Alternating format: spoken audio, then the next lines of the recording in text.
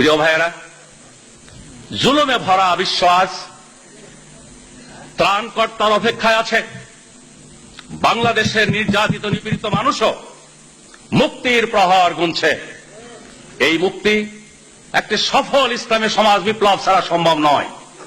আজকে আমাদের কথার মাধ্যমে, আমাদের কাজের মাধ্যমে, আমাদের চাল চলন আচার ব্যবহারের মাধ্যমে, ময়দানে আমাদের জোরালো ভূমিকার মাধ্যমে দেশের মানুষকে এই মহা সত্য উপলব্ধি করাতে হবে, উপলব্ধি তাদের মধ্যে সৃষ্টি করতে হবে। এই ক্ষেত্রে আসুন আমরা একটি ঐতিহাসিক ভূমিকা পালন করি। আল্লাহ সুবহানাহু ওয়া তাআলার ওয়াদা আছে, একদল মানুষ যোগ্যতার সাথে, সততার সাথে দেশ জাতি সমাজ পরিচালনার যোগ্য বিবেচিত হলে, আল্লাহর দৃষ্টিতে বিবেচিত হলে আল্লাহ তাআলা বিশ্বজোড়া খেলাফত দেবেন।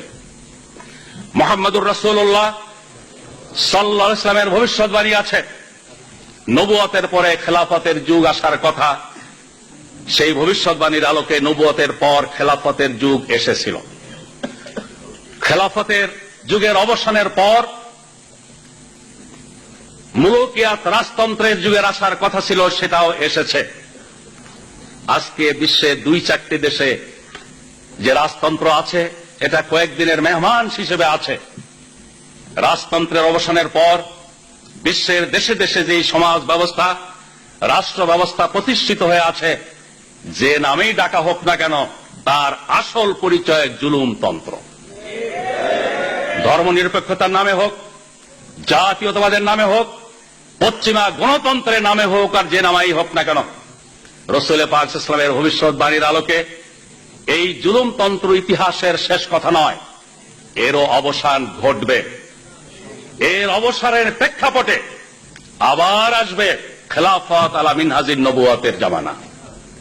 বিশ্ব পরিস্থিতি, বর্তমান বিশ্ব পরিস্থিতি চোখে আঙুল দিয়ে আমাদের দেখিয়ে দিচ্ছে, এই বর্তমানে বিরাজমান জুলুমতন্ত্রের অবসানের দিনক্ষণ ঘনিয়ে এসেছে।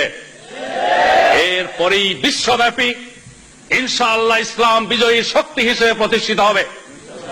ইসলামী আন্দোলন বিশ্বব্যাপী আজ পরীক্ষা নিরীক্ষা, ইমানের অগ্নি পরীক্ষার একটি স্তর অতিক্রম করছে। এই পরীক্ষায় যারা ফেল করবে, তারা ডানে বায়ে ছিটকে পড়বে, আল্লাহর কিছু বান্দা শাহাদাত বরণ করবে। আর সবর ইস্তেকামাতের সাথে ইমানি চেতনার উদ্বুদ্ধ হয়ে যারা ময়দানে টিকে থাকবে,